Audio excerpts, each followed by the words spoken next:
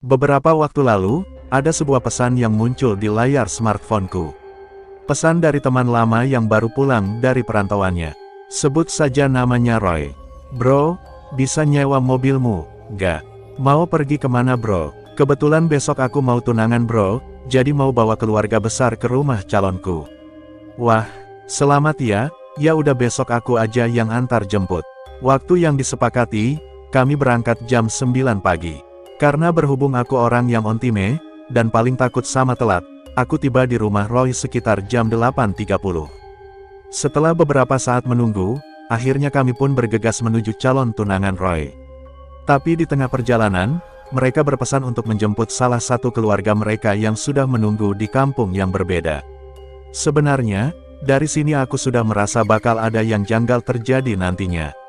Namun aku berusaha menepis keraguan itu, agar tak mengganggu konsentrasi saat mengendarai mobilku. Rumahnya yang mana Roy? Itu di desa. Petik 2. Entah kenapa, Roy dan ibunya seperti gak fokus sama ucapanku. Seharusnya, kediaman keluarga mereka yang kami tuju sudah dekat. Ada tikungan ke kiri setelah jembatan tua yang barusan kami lewati. Tapi mereka bilang untuk terus saja dulu.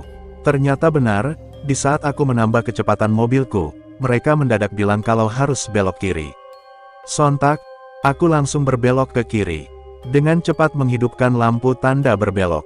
Sementara, tepat di belakang kami ada mobil truk yang sedang melaju cepat. Saat itu, seperti ingin mengantarkan nyawa di jalan umum. Syukurlah, aku bisa segera masuk ke persimpangan desa. Dan mobil truk itu mengurangi kecepatannya. Setelah tiba di kediaman keluarga mereka, kami berhenti sejenak.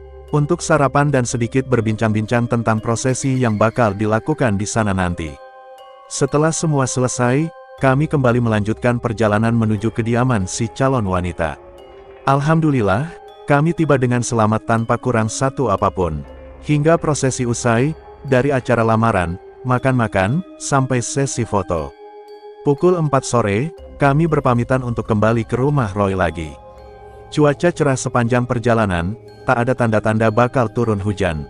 Beberapa keluarga di dalam mobil sudah tertidur. Hanya aku dan Roy yang masih terjaga dan terus berbincang-bincang untuk menghilangkan rasa kantuk. Semua pembahasan dari masa sekolah, sampai sekarang bertemu lagi di hari spesialnya. Menjelang maghrib, kami masih di jalan, di tengah perkebunan sawit, dan tidak ada satupun rumah atau bangunan lain. Karena mereka minta untuk ambil jalur pintas, agar waktu yang ditempuh lebih singkat dan tidak macet. Jalur ini juga rusak, mobilku hanya bisa berjalan di kecepatan paling rendah. Karena banyak lubang dan genangan air. Di tengah perjalanan, langit mulai gelap, awan juga mulai pekat.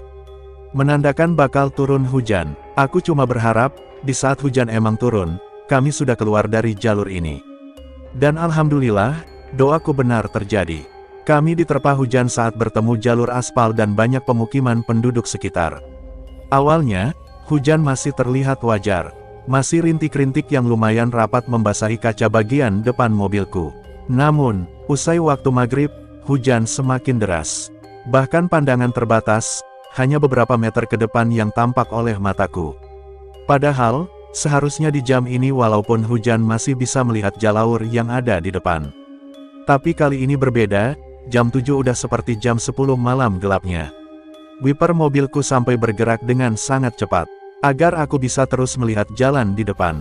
Petir yang jelas terlihat di sekeliling kami, karena kebetulan jalur yang saat itu kami lalui, merupakan lahan kosong yang terhampar di sepanjang jalan. Di mana sudah pasti bisa dengan jelas melihat kilatan petir yang muncul. Tiba-tiba, kami semua dikejutkan oleh sambaran petir yang jelas banget terlihat seperti menyambar bumi. Sontak, sinyal di ponsel kami semua hilang. Ada juga yang langsung mematikan handphonenya.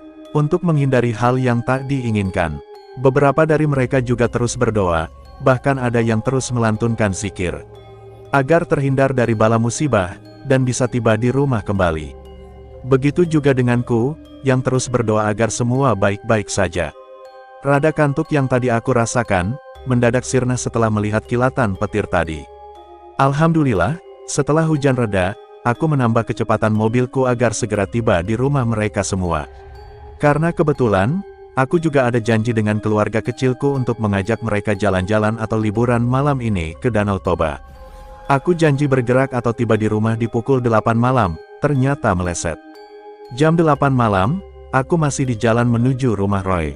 Belum usai di situ aja, jalur menuju rumah Roy juga terjal. Di mana kanan dan kiri banyak jurang dan jalan berkelok tanpa ada penerangan jalan sama sekali.